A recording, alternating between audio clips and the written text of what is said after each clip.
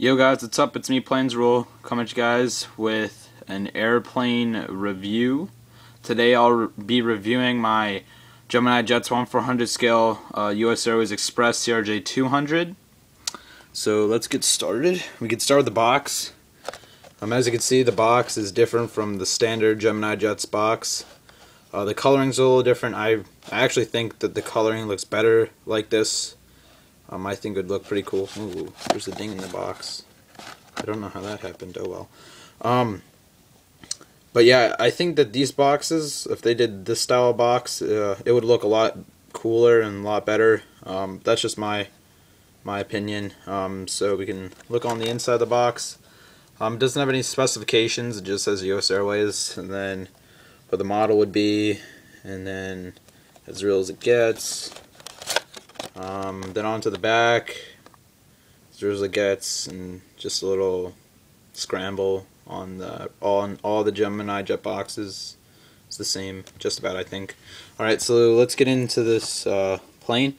Well, I flew this plane, not this exact one, but I flew US Airways Express CRJ-200 December 29th from Kansas City, MCI, to Philadelphia, PHL. It was about 2.5 hours of flying. I flew home by myself, which was pretty awesome.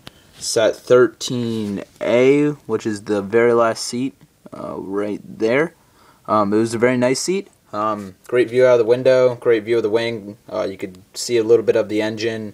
The way that we were flying with the shadow, because I had like an evening to night flight, which is pretty cool. I could see the contrail off the wings shadow, which is kind of cool. So let's get started. We'll go from the front of the aircraft to the end. Alright, so at the front, I'll just go down. There's 2 windshield wipers at the front, emergency exit for the pilots. Then you have the entrance door right there. Right next to that is the US Airways Alliance logo with American West, Piedmont, Allegheny, Air Wisconsin, and then underneath that, underneath the first window, you guys can't see it because this thing won't focus. Let's see if I could try to. Maybe not. Oh, no, not that. It says Air Wisconsin underneath it. On top you have your anti-collision lights, then US Airways Express. Then you have the wing exit, and then on the wing, if you've ever seen a CRJ, it has the "Do Not Walk On" writing on the wing, which is I think is pretty detailed, or "No Step," whatever the heck it says, I forget.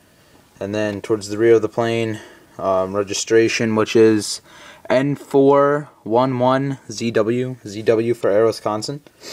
And then coming onto the tail, just a standard US Airways kind of tail. And then on the back, nothing. And then where seat 13A would be on this side is actually the bathroom. So if you ever fly this plane and you want to sit 13A, it's not a bad seat, but there's just a lot of movement because it's the bathroom. So if you're trying to sleep, it's probably not the best place to sit, because there's a ton of people just using the bathroom. I didn't smell anything at all, so if you're worrying about that, it was like that plane's like second to last flight of the day, because we got in around 7:30. I would imagine it would have had one at like around 8:30.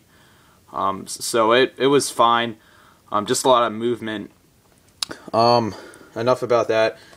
And then just on this side, your US Airways Express, same thing over here on the wing with the "Do Not Walk" signs, then your windows, and then the Star Alliance logo at the front, and then the door up there. The engines look really good on this. I like the way it shines. I like how the engines shine, and also the blade of the wing. It actually looks really sharp, but it's not sharp at all. And then just over the wing, there's just a little bit of a ramp, I guess, to get down.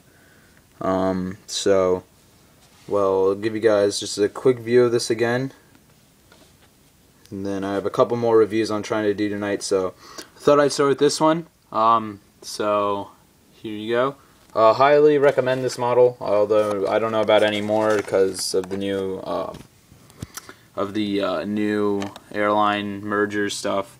But if you have it, good for you. It's a nice model. I enjoyed it very much. And that's it for now. Alright guys, take it easy.